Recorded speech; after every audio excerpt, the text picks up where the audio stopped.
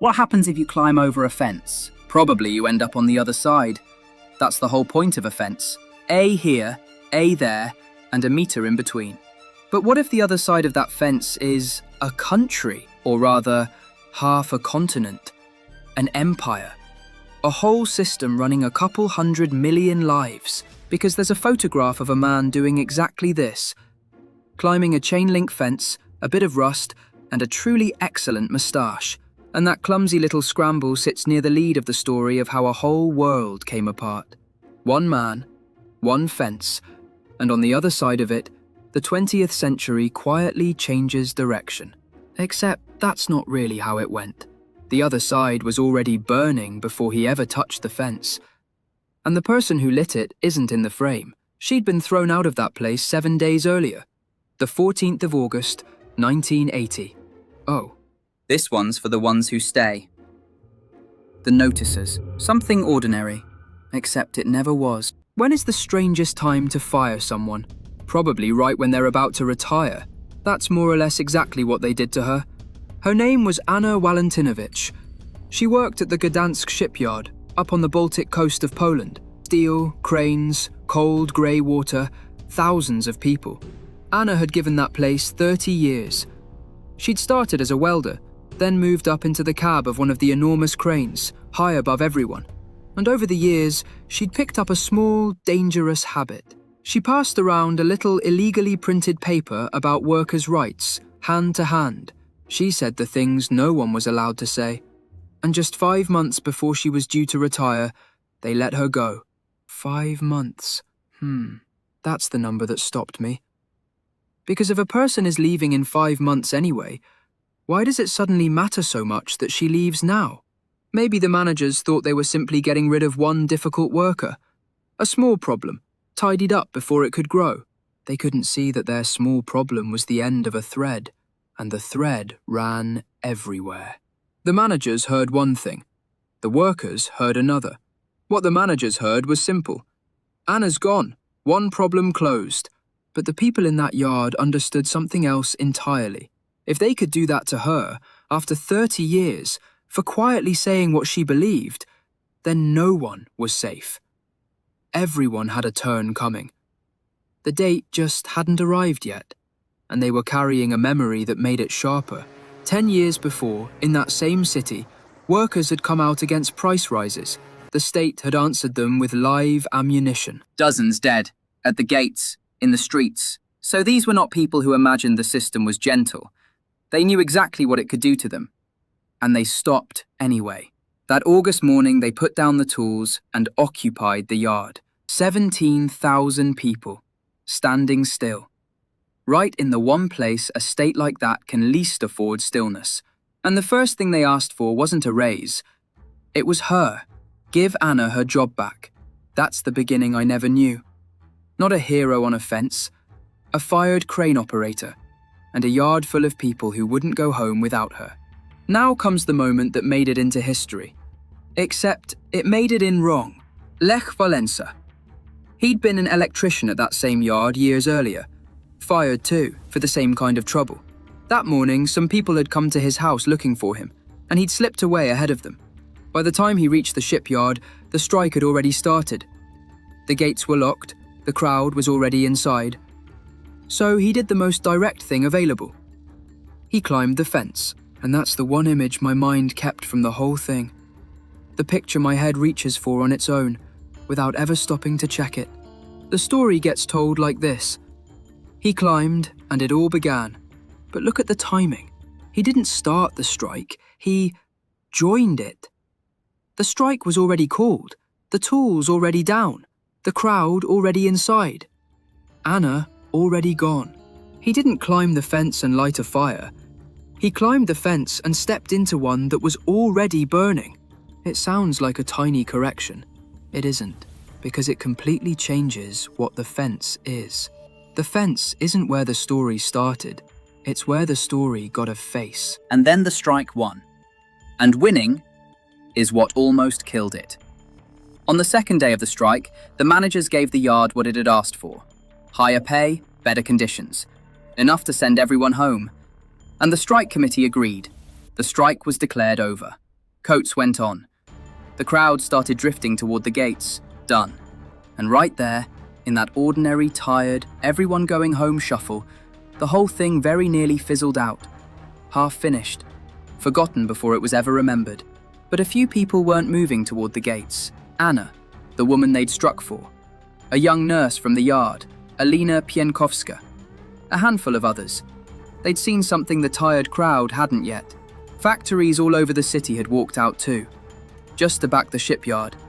And if the shipyard packed up and went home now, all those smaller places would be left standing alone.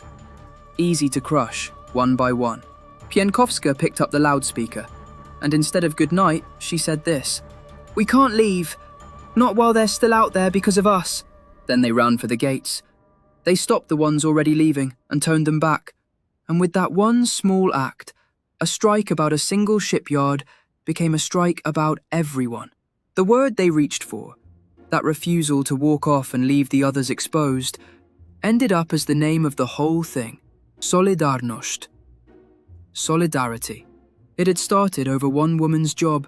In a very short time, it wasn't 17,000 anymore. It was 1 million, then several million. A trade union independent of the state, inside a state that supposedly already belonged to the workers. What they handed the government wasn't a list of complaints. It was 21 demands, written out and nailed to a sheet of plywood at the shipyard gate. That's the detail I keep circling back to. A piece of plywood. Just wood. The government had far better paper, better rooms, better everything. So why did this rough little board end up mattering more than all of it?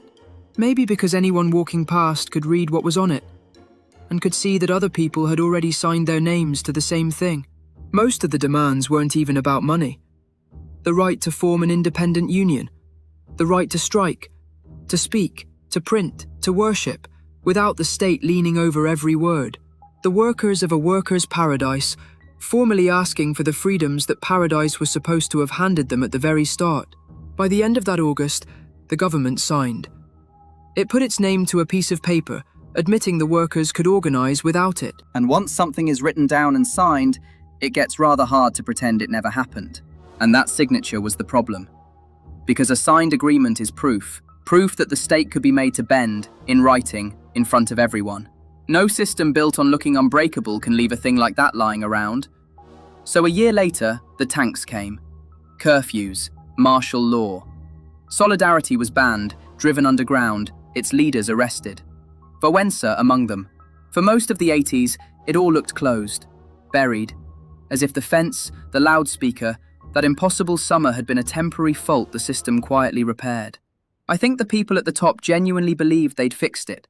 They removed the meetings. They removed the legal organisation. They removed every visible sign. Problem solved. Except there was one thing they couldn't remove: people remembering each other. Going underground didn't mean disappearing. Papers kept getting printed, on presses hidden in cellars and attics. People kept meeting. The movement kept living in the one place a state can't quite reach, the habit of saying no. Then, in 1983, a man who had been made Pope came back to Poland. He'd come from this exact country, and millions gathered to see him. And there's something almost funny about a crowd that size, because fear works best when each frightened person believes they're the only one. Then a person looks up, looks around, and sees a sea of people just as done with it as they are. One person can be afraid, 100 can be afraid, but 1 million people in one square have quietly learned something different. Not that they aren't afraid, that they aren't alone. And once that's out, it's almost impossible to put back. And that knowledge doesn't fade, it just waits. So by the time 1989 came around, the story wasn't starting at all. It had been running for nearly a decade. The economy had collapsed, the old arrangement wasn't holding, and the government had finally run out of room. So it sat down at a table with the very people it had jailed years before. The round table talks. And it agreed to an election. Rigged to be safe. Most of the seats reserved in advance for the ruling side, so the result couldn't get out of hand. And it fell apart in their hands anyway. Solidarity won almost every single seat it was allowed to contest. And that summer, on the 24th of August, Poland's prime minister became a man named Tadeusz Mazowiecki. the first non-communist head of government in the entire Soviet bloc. And the others felt the whole arrangement begin to slip. There's one more fence left over from all of this. Except it isn't a fence, it's a wall. Berlin, November. Coming down, people climbing it, standing on it, breaking it apart with their hands. The story gets told like this. The wall was the beginning of the end. The first domino to fall, the thing that started the collapse. But that wall came down after Poland had already changed. The fence was climbed in 1980, crushed in 81. It survived the decade underground and walked back to the table in 89. Poland had a non-communist government that summer. And then, months later, Berlin. So maybe the wall was never the beginning. Maybe it was just the tallest thing to climb, which is why it's the climb everyone remembers. The exact same move as the fence. A person going over a barrier at the precise moment the whole world happens to be watching. Let me come back to where I started. How far does climbing a fence actually get anyone?